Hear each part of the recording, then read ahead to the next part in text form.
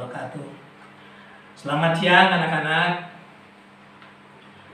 Silakan sebelum pembelajaran pada siang hari ini, ketua kelas untuk memimpin doa terlebih dahulu agar pembelajaran daring pada kali ini bisa berjalan dengan baik.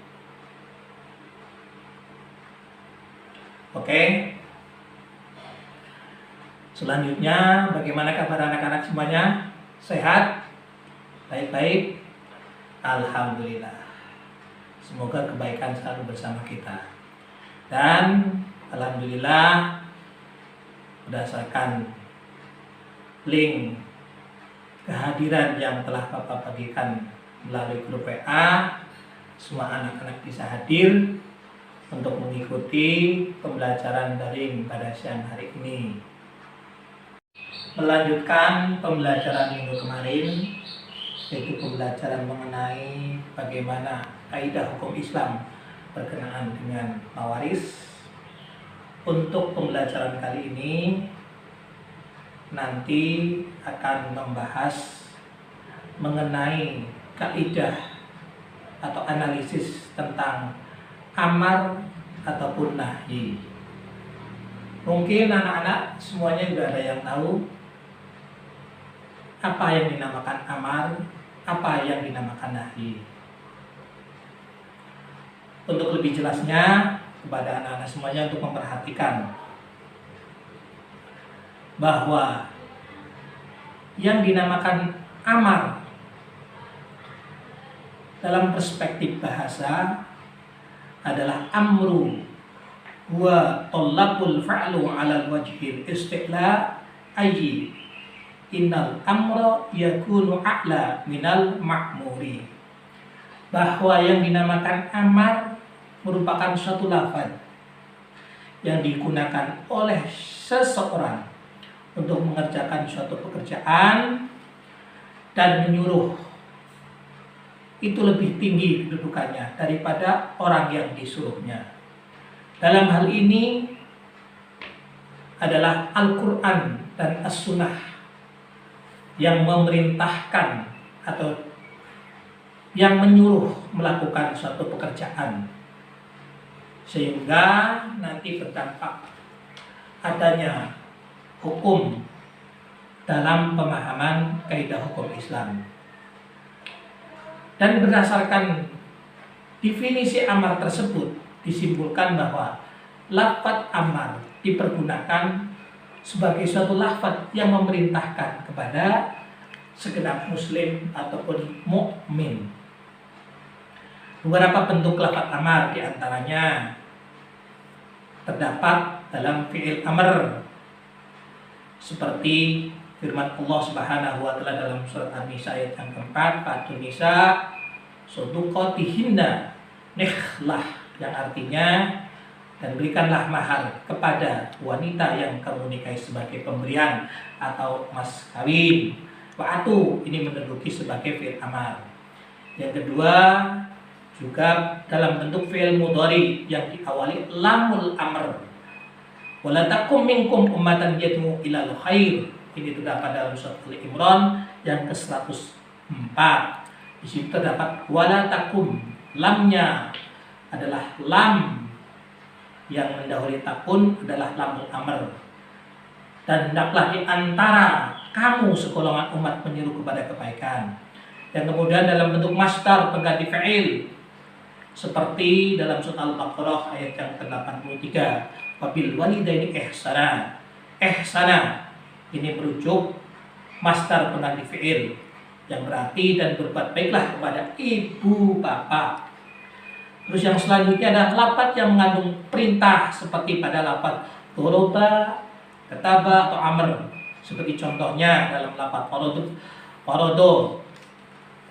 Qad alimna ma faradna alaihim fi azwajihim wa ma malakat aymanuhum likai la yakuna 'alaika kharajum wa kana Allaha ghafurur rahima. Sesungguhnya kami telah mengetahui apa yang kami wajibkan faradna kepada mereka tentang istri-istri mereka. Al-Ahzab ayat ke-50. Dalam lafaz kutiba contohnya Ya ayyuhalladzina amanu kutiba alaikumusiyam. Nah, lafaz kutiba alaikumusiyam itu berarti diwajibkan kepada kamu untuk berpuasa. Terus pada lafaz amara, innallaha ya'murukum an tu'adul amanati ilal ahliha. An-Nisa ayat 58. Bahwa di situ terdapat ya'murukum. Lafaz ini menunjukkan suatu perintah. Sesungguhnya Allah memerintahkanmu untuk menyampaikan. Itu di antara bentuk-bentuk amar dalam Al-Quranul Karim yang menunjukkan adanya sebuah perintah yang harus ditegakkan. Selanjutnya untuk diperhatikan anak-anak beberapa kaidah amar dalam Al-Quran. Kaidah pertama bahwa al-amru mutlaqun yaqtadi wujubi ila syarif. Yakni kaidah pertama menyatakan bahwa pada dasarnya amar atau perintah menunjukkan kepada wajib dan tidak menunjukkan kepada selain wajib kecuali dengan korinah tertentu. Atau dalam kata lain ulama mengatakan al-aslu fil amri lil wujubi wa la tadullu ala ghairihi ila biqarinah. Amar pada dasar menunjukkan arti wajib kecuali adanya korinah tersebut yang memalingkan arti wajib tersebut.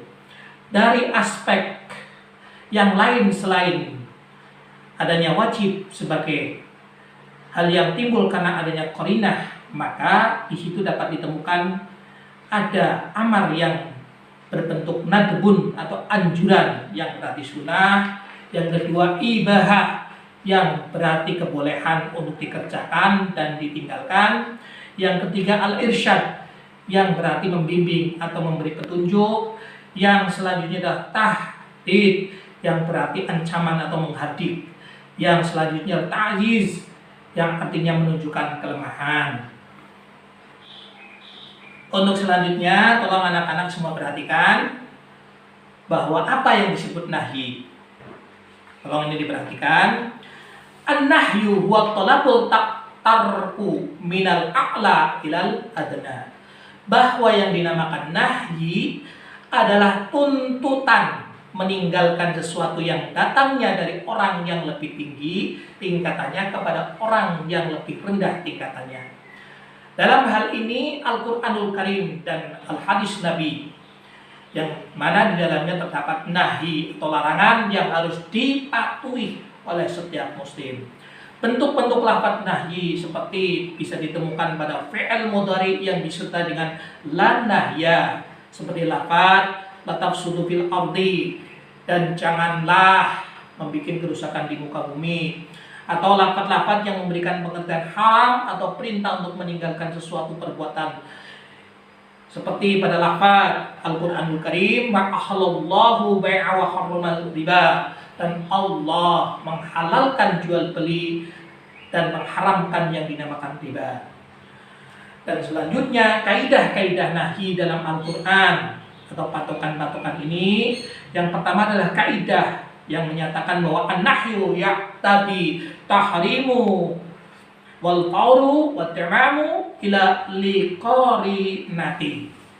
Bahwa yang dinamakan nahi mengendaki atau menunjukkan keharaman segera untuk dilarang kecuali ada korinah tertentu yang tidak mengendangi hal tersebut.